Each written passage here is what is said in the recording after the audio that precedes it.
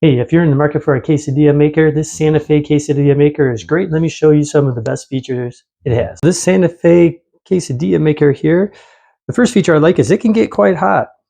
And it has these little rubber pieces here so that you can easily lift it up without burning yourself.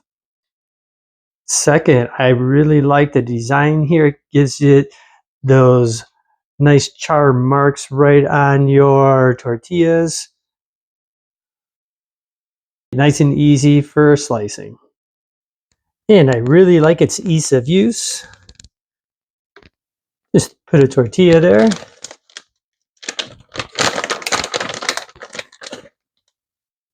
Add your cheese. Add your chicken. Add your peppers.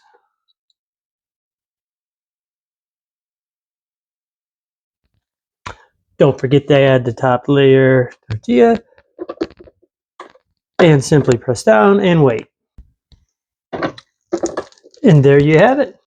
And you can see, just like I was telling you, the nice lines there, so you can easily cut. There you go. With the Santa Fe quesadilla maker, you can have quesadillas in a jiffy.